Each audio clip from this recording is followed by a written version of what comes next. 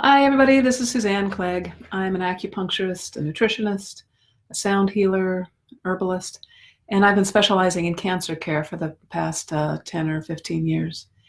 And people would used to come to me, and I guess they still do on occasion, but they would fly in. They'd have to find a hotel. They would, it was quite cumbersome. So I started doing distance healing to try to tide them over so that people didn't need to see me as often, or maybe not see them at all. And I discovered over the years that I'm pretty good at cooling down hot cancerous tumors, taking away pain, making people a lot more comfortable for a lot longer. Even recently I had a cure, I guess you'd call it. That's what the doctors called it, a completely clean PET scan in a patient. They were all surprised, with a woman that I'd never met. So in today's video, I want to talk about how I connect to clients over the airwaves, and you'll be interested in this if you're just curious how it's done, or how, or maybe you do distance healing or some kind of healing, and maybe you can join in the conversation about how you do it, because I'm sort of self-taught, and I'm just sharing it with my experience. I want to just emphasize that distance healing it's not really magical, and it's not even supernatural.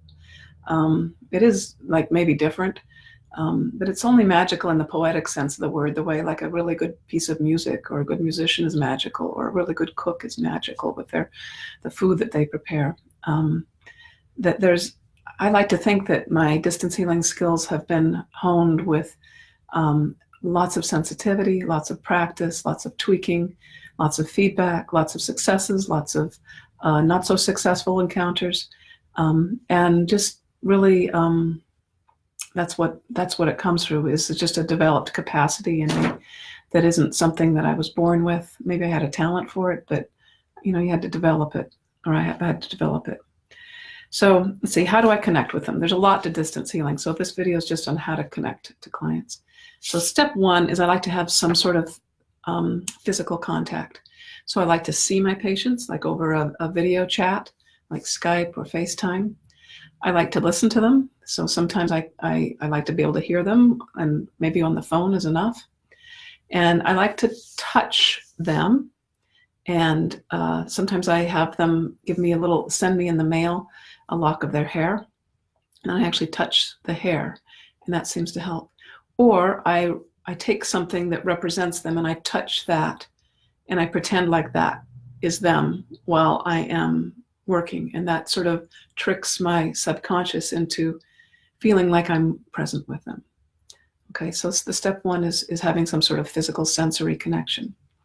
Step two would be to ground myself, make sure that I'm contained inside myself. I can't really connect with something as vague as another person's energy field unless my energy field I'm very aware of where I begin, where I end. And of course, that's all languaging, but there's lots of ways to do that. Basically ground yourself. And I could talk about grounding for hours and hours and hours, so just ground yourself. Be in the moment, be in your body, stay physical. Even as I'm thinking about my client, I'm very much in my body. All right, so step three is I think of them, or I speak to them, and I invite their presence into the room with me.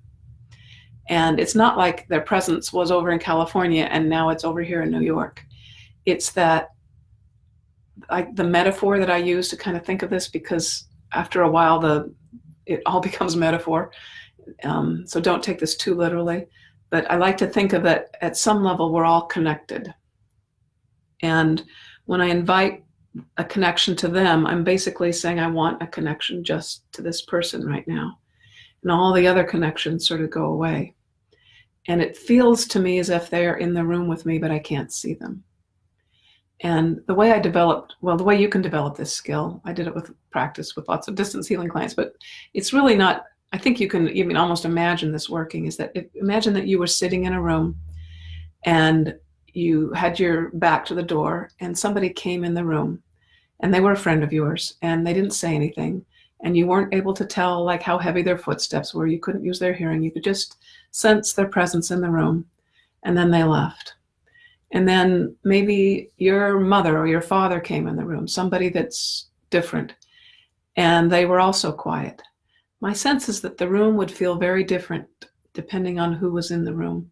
So if you really wanted to develop this skill of tuning into a person's frequency, I don't know if you have this many friends or people that would be curious to help you learn this, but you could actually line them up and have like 5 or 6 of them and have them, come into the room and leave, and you just start guessing who they are, and pretty soon you realize you really can tell, and it's not subtle. You just learn what to pay attention to, because we all have filters over our very normal, not super sensible awareness that we just tune things out, and you really can develop a sensitivity for that. All right, so that's step 3, is I invite them in. And when I know that they're connected in a lot of different ways. One way is I just feel like a click, which is like, when you're trying on clothes and you go, yeah, this is the right outfit. I just get a click of like, yep, we're connected. Another way that I personally feel connected is I get images. And these images feel like they're coming from my client. They're not something that I'm making up. And with practice, I've learned how to tell the difference. And these images are sometimes therapeutic, or usually they are. And sometimes I share them with the client, and sometimes my intuition says to not, but they help me inform me as to other things that I do. So I feel connected either with a click or with images or with some sort of shift in my body. Because remember, I'm being very contained in my body. So I'm aware not just of images in my imagination. There's something that happens in my body when I connect. Sometimes I start swaying. Sometimes, there's just a lot of different little things. And I guess everybody's experience of how they connect to somebody is going to be unique. And I've learned the signals for me. All right, so that was step 3. Step 4 is I do the healing, which is a whole nother topic that I'm not going to get into now. And then at the end of a treatment, I disconnect. And this is a very important step that we shouldn't forget. Now, when I disconnect from the phone, I also need to go like wash my hands or sweep my aura or do something so that I really feel like I'm no longer tuned into that person. It doesn't mean that I don't love them still. It doesn't mean I don't care about them. It doesn't mean that I don't wish them well or that I can't think about them.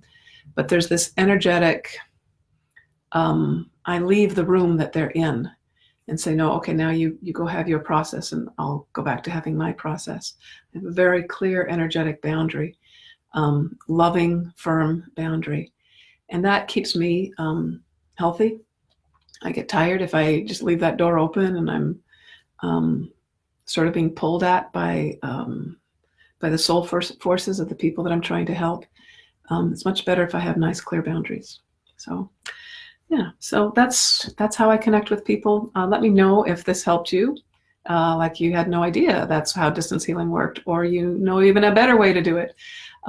You can chat about that. You can private message me. I'd love to get a little bit of a buzz on this. But anyway, thanks for listening, and goodbye.